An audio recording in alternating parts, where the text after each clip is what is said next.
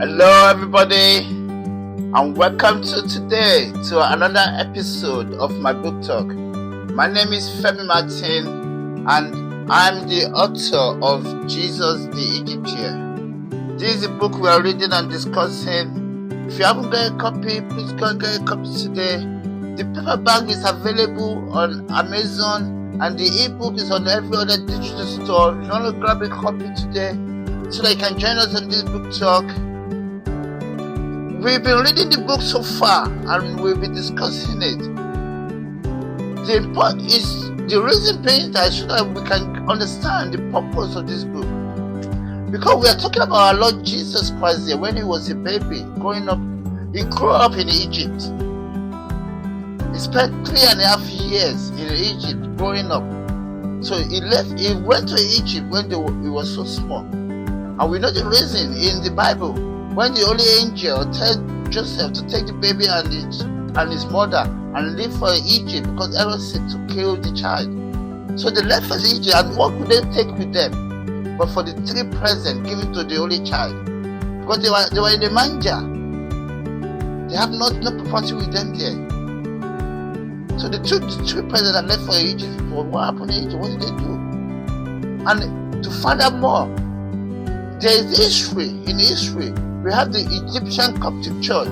Much thanks to them for their resources which made this book possible. They have a maps online which detail the Holy Family journey in Egypt.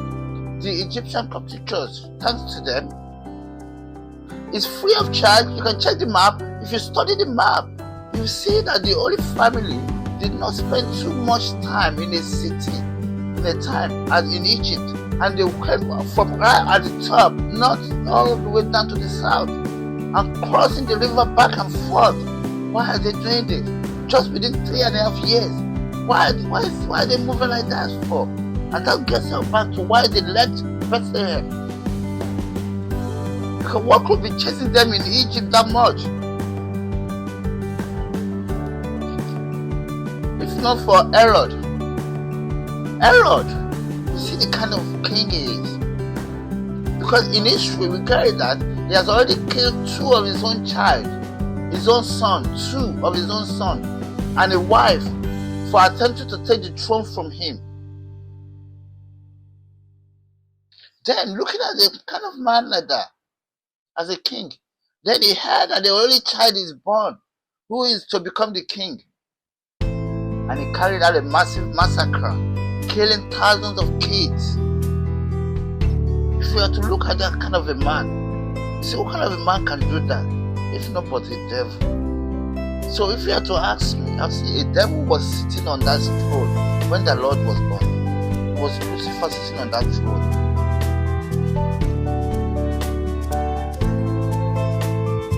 When the Lord was born.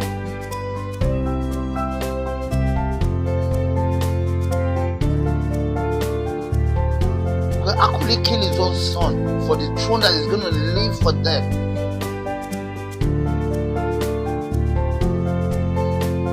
Then thousands of children just because to carry the Holy Family. That kind of man will not give up until he dies. And that's why I think he followed them into it, chasing them with spies to chase them, for the Holy Family to be running around in Egypt from one city to the next. That's why this book was written, to see what happened in Egypt. Without much further ado, we'll go to today's episode. We've reached chapter 21. If you want to catch up on the previous episode, please subscribe to my YouTube channel, and you can download and watch every other episode. Previous episode there is on there. You can watch it and download it as many times as you want. Just subscribe to my YouTube channel, and thank you. We'll go straight to today's episode, chapter 21, and today's title is Third Birthday. This is the baby Jesus' 3rd birthday. Let's go on. They arrive in the city of Mer in the evening. The city is small compared to the cities they've gone through in the past. The people of Mer seems ordinary without any design to them, just like their houses which are spaced equally apart. The courtyard of each house has an alley on the side before the next house, and it continues with the houses going around a large pyramid. Every alleyway leads to the pyramid. The residents appear to be pyramid builders, mostly because of small pyramids on the edge of the city. Some of them move around, but the people that make their home trade in goods and farming. After going through the city for hours, Mary and Joseph are sure the city is safe and hospitable. They even find a house from a shopkeeper who introduced himself as Houdini.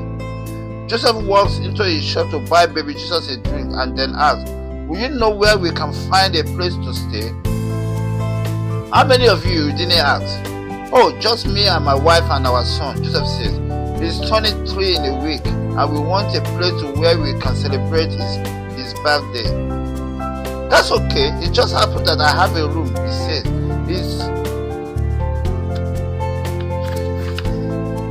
It's a small room, but I guess if you are doing a celebration, it won't be enough for many people." "Oh no! Oh, on that," says Joseph. "We are not expecting too many people. We will take your room." Of course, they are not expecting many people. They are moving around and celebrating baby Jesus' birthday in one spot. Doesn't mean they can't have so much crowd, but they don't know anybody around.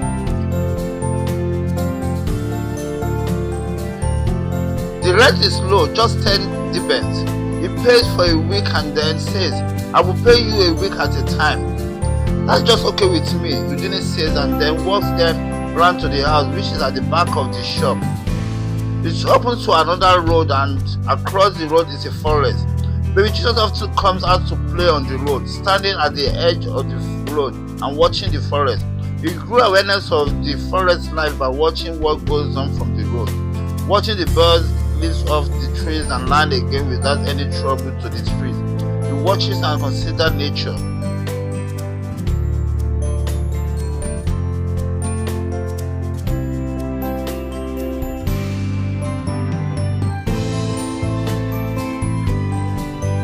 Joseph, on the other hand, tries to get a job, but for a week he can't find anything. I almost give up until the shopkeeper, Houdini, sees what he made for their house. He sees him making stuff in the small back garden of the house and approaches Joseph. "These are lovely items you are making here," he says. "How do you learn this craft?" Joseph explained to him that he learned the craft when he was just a teenager and had worked in many different places in Egypt as a craftsman. Houdini is interested and works out a trade with Joseph. He says he will make space in his shop for the things Joseph makes and they can sell them on commission. They both agree on a deal and Joseph is happy to work and make things. The furniture he makes are a mixture of both Jewish and Egyptian style. The people love his piece. Within the first week, Joseph is making money. When the week ends and it's time for baby Jesus' 3rd birthday, they've got everything ready. They didn't expect to have a visitor, but someone did visit them on the day. It's early evening and Joseph is in the backyard making furniture. The family planned to come in later and sit down and have a meal together to mark baby Jesus' 3rd birthday. Mary has been cooking through the day and baby Jesus is only glad to help, picking this and bringing that. As the evening comes, they are ready to go in when 3 men walk in from the street. Behind them are 2 more, all looking misgiving, except for the one leading them smiling. He comes in and introduces himself to Mary. "Good evening, Mary," he says. "My name is Godwin. I'm sure we've met before. Do you remember the foreign affairs minister from Judea?" Mary does remember. She was wondering where she had seen his face before. When he says it, she freezes and the dish in her hand drops. The food splatters on the floor.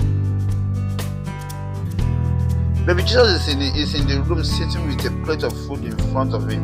He comes into the hallway where he finds the man with his mother. He sees that his mother looks frightened although she doesn't scream. "Hey young one," says Goodwin, seeing baby Jesus, "I've come for you."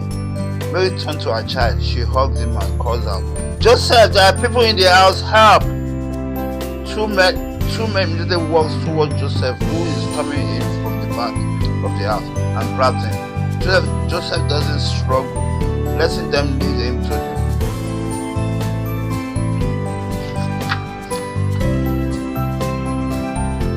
Goodwin is sitting on a chair while they got Mary tied to another chair. Baby Jesus is standing in the middle of the room, watching what is going on. Joseph can't go to him because the two men hold him back. They lead him to a chair and tie him down. God returns to baby Jesus. I'm told you can do miracles. I've been following your record all over Egypt City. You've been leaving your mark, and I thought to myself, you'll soon get through Egypt. Then what? Where else will you go? So I've come to solve that problem for you by leading you back to Judea myself. He laughs heartily then asks, I'm not looking for your approval or your parents. The king wants to see you, and that is my job to deliver you to him. We see here that Godwin has catch up with them. And now he's talking directly to baby Jesus. At this point, Godwin is fed up of chasing them all around Egypt. He just wants to go and handle baby Jesus over to Herod.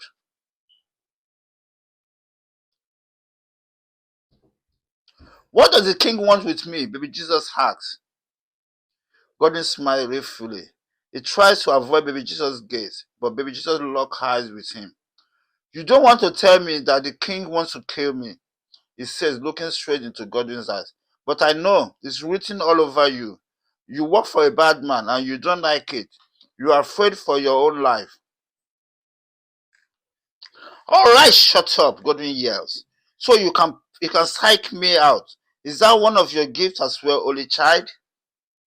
Will you kill a soul that sin not? Baby Jesus asks Godwin. Look, it's not my decision. The king decides, he says, and I do.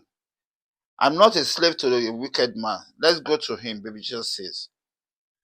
Mary screams and Eugene hears her in his shop. He runs round to their room and is confronted by men. He runs back after seeing what is going on.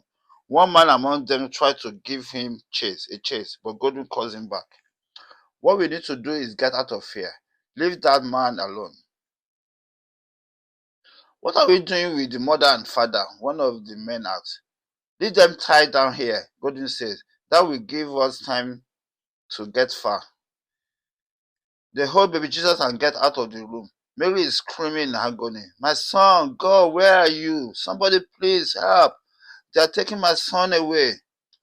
Nobody seems to hear Mary's pleading while the men walk away with baby Jesus. They reach the front section of the house, which looks towards the forest and stops. Outside the house there, a large crowd from the neighborhood has gathered. A lot of men jump on Godwin and his men as Eugene points them out. They grab Godwin and his 4 men and walk them towards the forest. As they lead them away, baby Jesus walks back inside to find Eugene untying his mother and Joseph. He runs to his mother and hugs her. Meanwhile, as the crowd were leading Godwin and his men towards the forest, one of Godwin's men break into a run and dash away into the forest. The crowd keeps a hold on Godwin and the others. They lead them into the forest and tie them to a tree and leave them there. Then the crowd gather around the Holy Family and comfort them. As soon as the crowd goes away, Joseph gathers his family and tells them they must leave the city. Mary agrees with him and they pack up. In the night, they leave the city and make their way southward. Mary knows without any doubt that her son won't want to be a king. The throne is corrupt, and Jesus won't want a thing to do with it. Why should I stand where a wicked man stands? She remembers. And that's the end of the chapter. We see what happened on baby Jesus' third birthday. They couldn't celebrate it any further because Godwin, the foreign affairs minister, shows up. They've always been a step ahead of Herod's spies, but at some point they will catch up with them. They cannot always escape it every time, but God is watching over them. You see what baby Jesus said there? I cannot share a throne with a corrupt, with a wicked man. Let's go to him. I'm not a slave to a wicked man. Let's go to him. I'm not a slave to a wicked man. Let's go to him. He cannot be frightened of a wicked man. That's the end of the chapter and the episode today. If you haven't got the copy, the book, your copy yet, go and get your copy out today. It's on Amazon and every other digital store. You can get an e-book or the paperback on Amazon. Thank you everybody for watching today, and thank you for listening and watching. And see you next time on another episode. Bye.